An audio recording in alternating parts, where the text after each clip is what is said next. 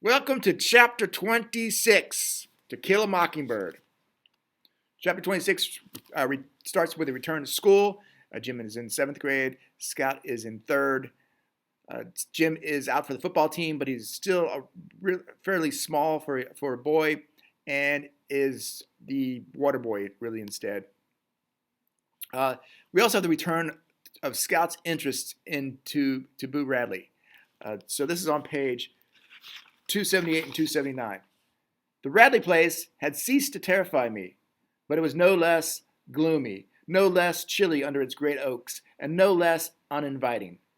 We knew Boo was there for the same old reason. Nobody'd seen him carried out yet.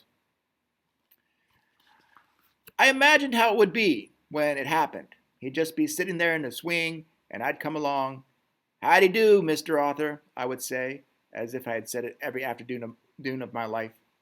"Evening, Jean Louise," he would say, as if he had said it every afternoon of my life. "Right pretty spell we're having, isn't it?" "Yes, sir, right pretty," I would say, and it would go on. It was only a fantasy. So Scout has this fantasy about, not as her interest in Boo Radley rekindled with the beginning of school, but she has this fantasy of meeting him.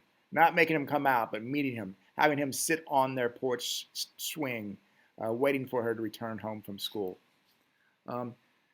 Then there's a reference to Bob Ewell and the case. The kids are still a little bit worried about Bob Ewell and what Bob Ewell is going to do. Atticus has this response.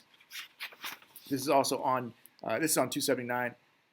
Things had a way of settling down, and after enough time passed, people would forget that Tom Robinson's existence was ever brought to their attention. So, he's kind of saying not to worry about it, that, time passes and people, begin to forget things, and eventually Tom Robinson will be forgotten as if he had never existed, at least to the white people, the white community. The African American community might be a little bit different. And then school, we get to get inside the school, and I really don't think Harper Lee really liked teachers. There's a discussion here about current events and Adolf Hitler. The kids had to bring a current event to class and talk about it. Cecil Jacob brings something about Adolf Hitler.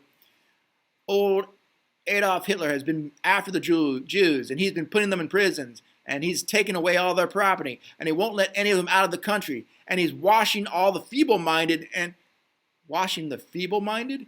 Yes, ma'am, Miss Gates. I reckon they don't have sense enough to wash themselves. I don't reckon an idiot could keep himself clean. Well, anyway, Hitler started a program to round up all the Jews. So,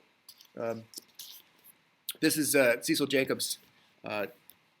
He brings up this idea about the Jews and Hitler's persecution of the Jews. The teacher, Miss Gates, says that the persecution comes from people who are prejudiced.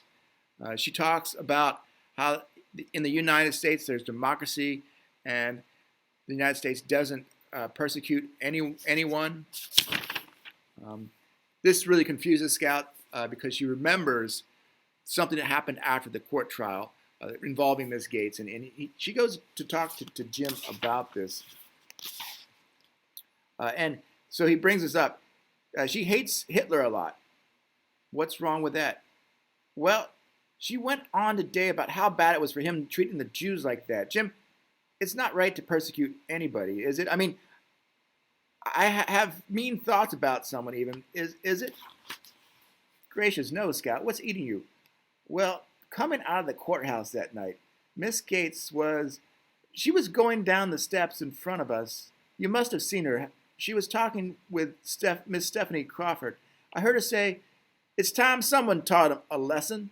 They were getting way above themselves, and the next thing they think they can do is marry us.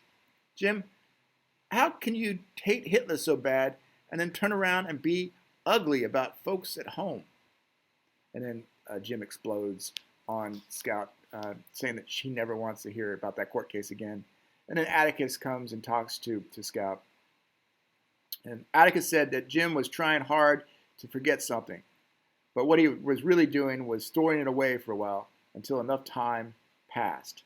Then he would be able to think about it and sort things out. So this chapter really is satire. It's another chapter of satire. Miss Gates believes the idea that the United States is better than other countries, that people of Macomb are good people, and yet she fails to see the prejudice in her own comments and in the town's own actions. Hitler, at this point in the 30s, has not yet gone to extremes to exterminate the Jews, but Macomb has exterminated Tom Robinson. So, who is persecuting who? Who is prejudiced? Again, satire. People fail to see things right in front of them, but can see things far away. All right, that is all for today. We'll talk about chapter 26 tomorrow.